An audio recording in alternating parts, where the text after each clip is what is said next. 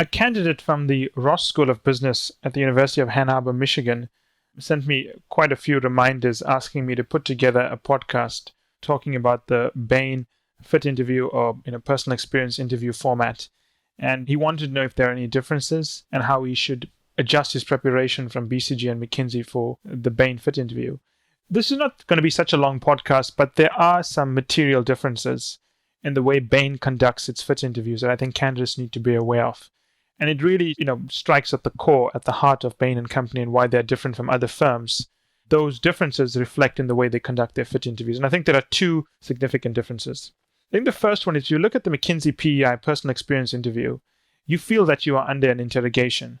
You're given a leadership question and your job is to respond, and then they basically go through it like CSI detectives combing for clues, trying to understand exactly what was cause and effect, trying to pin you down to understand exactly what you did, why you did it, what were your motives, what was the person's reaction, how did you respond to their mood. I mean, it pretty much feels like a crime scene investigation. And it's difficult, I think, for many candidates to go through that. You are being interrogated. The candidate sits there, he can see that the interviewer is checking for plausibility in the story to make sure that the story really happened as opposed to just a really good story, to test whether the candidate was aware of the political underpinnings, the mood in the room, to make sure the candidate understood what was at stake, how people reacted, why they reacted in a certain way. It's a difficult process, right? It's not a pleasant process, I would think, if you sat through a McKinsey or even some of those BCG FIT interviews. You feel like you're being questioned at every single point. And in fact, you are being questioned at every single point. The technique McKinsey uses is called digging. They'll keep on digging until they find out what they are looking for. Now, one thing I must point out is while Bain uses a different approach by and large, it's not the same in every single office. So if you're listening to this podcast and you're, for example, interviewing at Bain Moscow and Bain Dubai, you are going to meet partners who are going to dig through things. If you're listening to this podcast and you're interviewing with Bain Singapore, the partners are going to be very different from the McKinsey approach. I think that you need to listen to this podcast and try to understand the profile of the office to which you are applying. Now, I'm talking through this podcast specifically for the US offices in the Northeast because they do follow a very different profile, and even in the Southwest, such as San Francisco and so on. So the first difference is that with Bain, it's not so much an interrogation. I think the best way to describe it is that a partner or a consultant will ask you a story, and they want you to start the story, and then the partner will ask you questions, or the interviewer will ask you questions related to that. Now, how does that differ from the McKinsey approach? Well, the people will ask you stories even before you finish.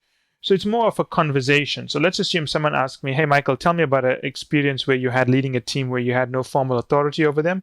Just talk me through your experiences, what it was like and what you learned from the process. I would say, thank you, Hector. Thank you so much for that question. I think it's a good question.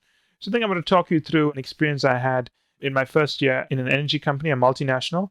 I was leading the research team to understand the best way to extract energy out of thermal coal for power stations. And I was leading a team of research scientists who were on average about 15, 20 years older than me. And the reason I was put in is because I had a very unusual way of doing the analysis, and I was also pretty good at presenting and dealing with upper management. Does that story make sense? Is that a kind of story you want to hear? And then the interviewer will say, yeah, sure, that makes perfect sense. When you're telling me the story, can you focus more on the regional differences in the office where you're working? And I'd say something like, sure. So basically, I was based in Colombia. And the reason I was based in Colombia is because there's a very large coal mine that is run by Xstrata. It's called Cerrejón. And Cerrejón is a new mine. It's regarded as one of the world's up-and-coming mine. And they have a very unusual type of coal base built out of anthracite, which, as you know, or as you may not know, locks in thermal energy. So it's very hard to extract coal at a low heating value. And obviously, the more you heat the coal to extract the value, you're actually using up energy to extract energy. So the net effect may not be as positive as you want it to be. So what we had to do was we had to find a way to extract the coal, basically break down the coal using chemicals and extract the anthracite before we started heating the coal so we could use less heat. And the technique I developed it at university. It was an unusual technique. And the administrative staff and the chief scientist felt that I'd be a good person to lead the team, teach people new things, but also I was quite a determined person, quite energetic, and they felt that I'd bring some momentum to this office. So now where this differs from McKinsey and Bain is that McKinsey would let you continue till you get to the end, and they'll pepper you with questions. But Bain would stop you at different points, and they'll ask you questions to guide the story. Now that's the fundamental difference. Bain is going to guide the story as you go through it, while McKinsey is not going to guide the story. They're going to let you put your foot in it, and then they're going to let you try to extricate yourself. That's the fundamental difference. I think when you have this discussion, don't sound prepared, don't sound as if, you've just got a story that you're reciting, because you want to leave enough space for the Bain interviewer to step in and ask questions and guide the story and develop the story with you. So I think that's the best way to describe it.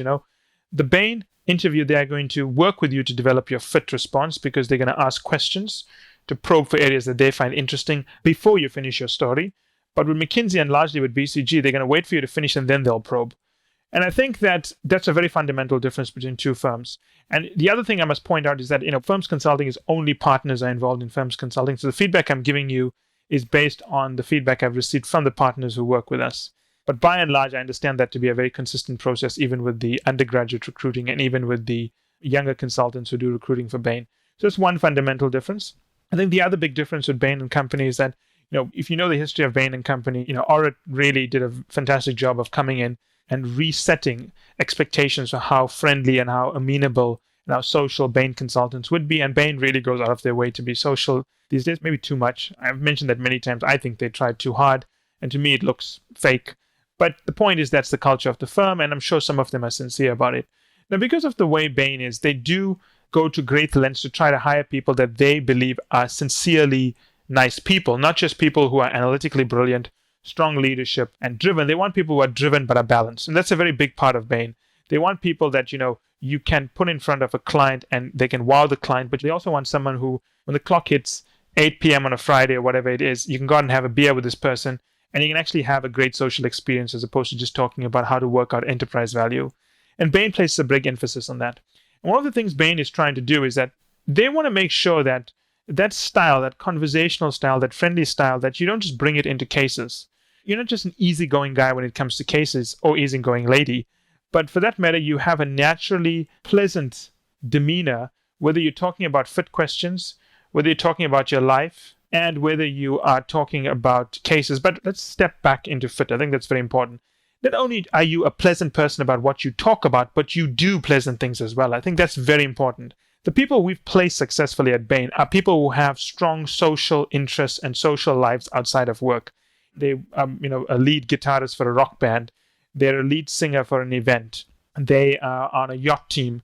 They've sailed around the world. So this is very important for Bain. You must not just be someone who looks sociable. You must be sociable in the sense that you must be able to cite specific incidences in the immediate present that shows that you are someone who's academically brilliant, but also is a fun guy to hang out with, a fun lady to hang out with. And that's a key other difference with Bain. I'm looking at our database of people we've placed at Bain. And Firms Consulting have had people who are Olympic athletes, Rhodes Scholars, MacArthur Foundation Fellows, and so on. But just looking at these Olympic athletes here, people who were in the Olympics 10 years, 6 years, 5 years ago, but have left it, they didn't play so well at Bain. But I've got someone here who was at the Paralympic team for the United States in this current year and got placed at Bain, right? So the key thing is that when you show you are sociable with Bain, you have to show something you are currently engaged in. It's not enough to say that, I was an athlete who used to jog 5 years ago or whatever it is. It's not going to cut it with them. They want to see that you're a guy who's going to be intense and committed to work and academia, but you're also someone that, you can have a brewski with.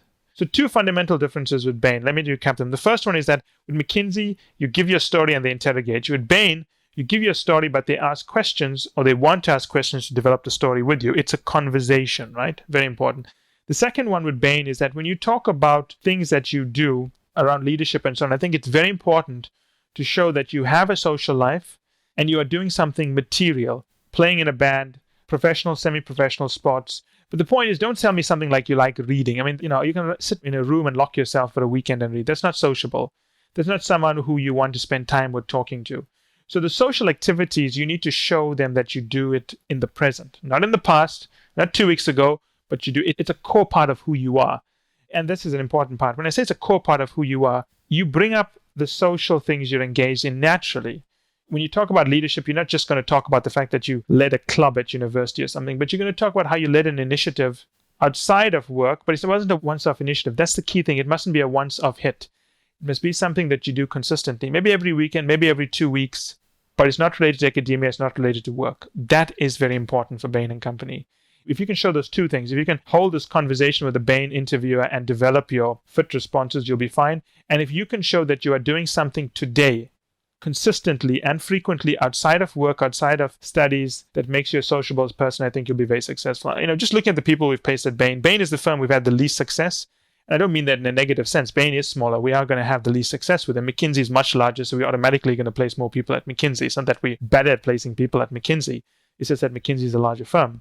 But the people we have placed at Bain consistently, guys who can have this conversation, or ladies, but also they are doing something today outside of work and academia that shows that they are pleasant people to hang out with. I think if you can show Bain those two things, you'll do very well. Just looking at even the Canadians we've placed, consistently, all of them have shown that they have very strong lives outside of work and academia, but they're doing something meaningful with it. Or at least even if it's not meaningful, they make it sound meaningful. Because we did place a lady at Bain last year. She declined them, but she wasn't doing anything meaningful. But she was pretty smart at making it sound like she's doing something meaningful. So I think the point is you've got to, create this impression. I wouldn't say lie. Don't do that ever.